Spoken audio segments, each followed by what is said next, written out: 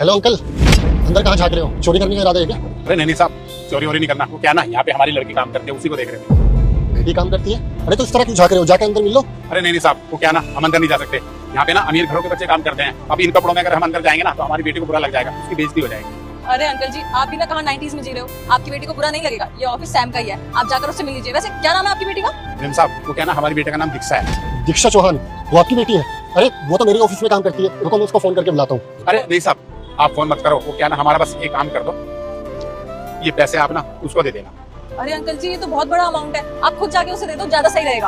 अरे नहीं नहीं मैम साहब, ये पैसे आप ही दे देना। वो क्या है ना, हमारी बेटी शहर में रहती है तो उसके खर्चे बहुत है, बस ये पैसे इसलिए देने आया था। अच्छा, क्या मैं जान सकता हूँ कि आप अपनी बेटी से कितने टाइम से नहीं मिले? साहब वैसे तो हमें ना अपनी बेटी से 2 साल हो गए पूरे मिले हुए। 2 साल?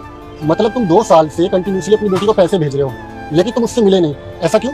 साहब वो बोलती है मिलने मत आना, हर महीने ना पैसे भेज दिया करना। और मेरा ना इस बार ना बहुत मन कर रहा था अपनी बेटी को देखने का, इसलिए बस मैं चला आया। सोचा दूर से अपनी बेटी को देख लूंगा और फिर चला जाऊंगा। ठीक है, मैं चाहता हूँ कि आप उससे मिलके जाओ, मैं उसको फोन करके बुला लेता हूँ, आप खुद अपने हाथों से उसको पैसे दे लो। अरे नहीं नहीं साहब, आप फोन मत करो, तो बुरा लगेगा। डोंट वरी अंकल, मैं उसका बॉस हूँ, आपको कुछ नहीं बोलेगी। हेलो दीक्षा, एक काम करो, तुम एंट्रेंस पे आओ, मुझे तुम्हें किससे मिलवाना है। Waiting, she is coming. अच्छा वैसे अंकल, आपकी फैमिली में कौन कौन है? साहब मैं और मेरी पत्नी और इकलौती हमारी बेटी दीक्षा है, पर हम दोनों ही गांव में रहते हैं, बेटी शहर में रहती है। दीक्षा आ गई। Yes sir. पापा आप यहाँ क्यों आए हैं? मेरी बेइज्जती कराना चाहते जो मेरे ऑफिस के बाहर चले आए हैं आप? नहीं बेटा, हम आपको बेइज्जती करने नहीं आए। तो क्या ना, तुझे 2 साल से देखा नहीं था, इसलिए बेटे आ गया तुझे देखने के लिए। और बेटे ये पैसे देने आए थे हम, ले पैसे। आपको मैंने क्या बोला था, ये पैसे मेरे अकाउंट में ट्रांसफर करा देना, तो यहाँ मुंह उठा के क्यों चले आए हो? बेटा वो क्या ना, अकाउंट का झंझट हमें समझ में नहीं आता, हमने सोचा ये पैसे खुद ही दे आते हैं, और 2 साल से तुझे देखा नहीं था, इसलिए तुझे देख भी लेंगे। दीजिए, दे दिए ना पैसे। और एक बात ना, मेरी कान खोल के सुन लीजिए, यहाँ पे ना बहुत अमीर लोग रहते हैं, रेपुटेशन है यहाँ मेरी, यहाँ दोबारा आके मेरी इज्जत मत खराब करिएगा आप, समझे? जाइए यहाँ से। दीक्षा रुको, ये तुम किस इज्जत की बात कर रहे हो? सर वही इज्जत जो मैंने इस ऑफिस में रह के कमाई है। अच्छा, तुम्हारी इज्जत थी, अब तुम उस इज्जत को गवा चुके हो, मेरी नज़रों में भी और शताक्षी की नज़रों में भी।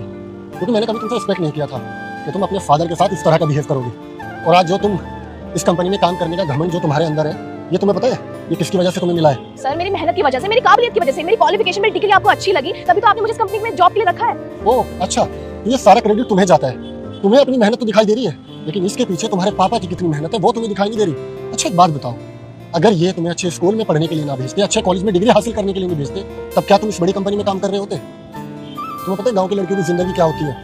गाय भैंसे चराती है, एक सिंपल जिंदगी जीती है, और माँ बाप 8वीं या 10वीं करा के उनको घर बैठा देते हैं सिर्फ और सिर्फ उनकी शादी कराने के लिए। लेकिन तुम्हारे पापा गाँव के होने के बावजूद भी इन्होंने अपनी सोच छोटी नहीं रखी, इन्होंने तुम्हारे लिए बड़ा सोचा कि मैं चाहता हूँ कि मेरी बेटी बड़ा इंसान बने, वो अपनी जिंदगी में कुछ अच्छा करे।